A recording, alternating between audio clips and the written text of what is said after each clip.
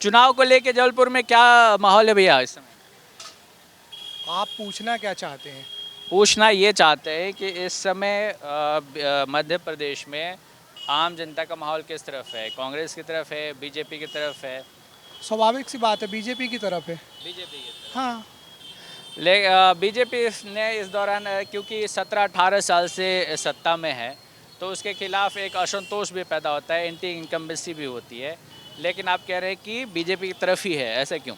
2003 में आपने सबने जो देखा है दिग्विजय सरकार में लाइट बंदी का, उससे पूरी जनता वाकिफ है। इस दौरान सब ठीक? सब तो ठीक कभी नहीं रहेगा, क्योंकि सबको संतुष्ट करना एक बस के एक जन की में नहीं हो सकता। तो कुछ खामियां, कुछ संतुष्टि, पहले से बहुत संतुष्ट है। आपका भैया? मैं कांग्रेस की तरफ। कांग्रेस की तरफ से। देखिए, दो लोग मिल गए हैं, एक बीजेपी की तरफ है, एक कांग्रेस की तरफ है और ये बड़ा ही अच्छा संवाद हो सकता है। कांग्रेस ही क्यों?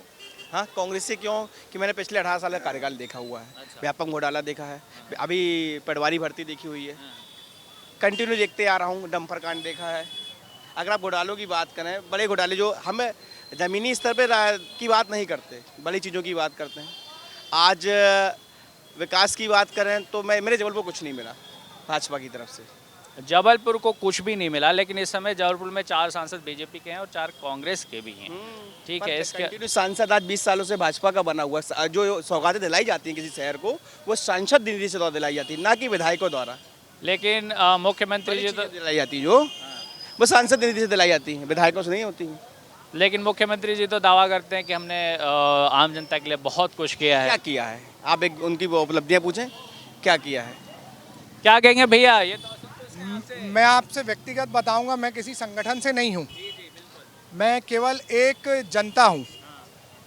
तो मेरे लिए जितना भाजपा है उतना ही कांग्रेस है। तो ना ही मैं भाजपा का समर्थन करता हूँ, ना ही मैं कांग्रेस का समर्थन करता हूँ। और रही बात 4 बार सांसद जी की, सांसद जी ने ही हमारे जो फ्लाईओवर जा रहा है उसकी वो जो लागत बढ़वा के उसको गोपाल सदन से आगे जाके दमुनाका बस स्टैंड तक करवाया था। ये बात आपको ही पता है। नहीं, वो वहाँ से सांसद जी ने भूपेंद्र सिंह जी द्वारा कराया गया था, उसको चेंज कराया गया था, उसको पता करवाएं। क्या माहौल है सर जबलपुर में? अभी तो लग रहा है कि भाजपा ही आएगी। जबलपुर की प्रमुख समस्याएं? विकास। लेकिन अभी तो आप कह रहे हैं कि सरकार जो अगर देखा जाए तो आज से 20 साल पहले हम उसी जगह पे इंदौर और ग्वालियर को देखते थे, लेकिन आज जो स्थिति है, आज इंदौर हमसे बड़ा हुआ है। और हमें लगता है जिस प्रकार के हमारे भाजपा के नेता हों या जो कांग्रेस के नेता हों, अगर ऐसा ही रहा तो कुछ साल बाद हमें ग्वालियर भी बीट करेगा। ये इनके लिए चिंताजनक विषय है। केवल राजनीति ही इनका अखाड़ा नहीं है कि हम राजनीति में आए और हम अपनी सत्ता सेक रहे हैं। विकास भी बहुत बड़ी चीज़ है, ये व्यक्तिगत है, एक जनता की पुकार है जो कांग्रेस के लिए भी और भाजपा के लिए भी है।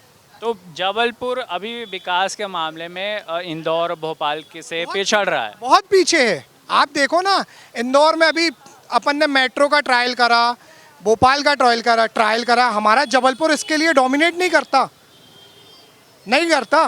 आपने कितने साल बाद जबलपुर को फ्लाईओवर दिया? फ्लाईओवर से आप आप जबलपुर की जनता से रोटी सेक रहे हो। 20 साल बाद आप जबलपुर की जनता को फ्लाईओवर दे रहे हो। पिछले कई सालों से, आज वर्ल्ड कप हो रहा है, पिछले कई सालों से एक इंटरनेशनल स्टेडियम देंगे। क्या हमारे सीएम साहब इंटरनेशनल स्टेडियम नहीं दे सकते थे? वो ग्वालियर और भोपाल ही को बस देना था। जबलपुर डोमिनेट नहीं करता।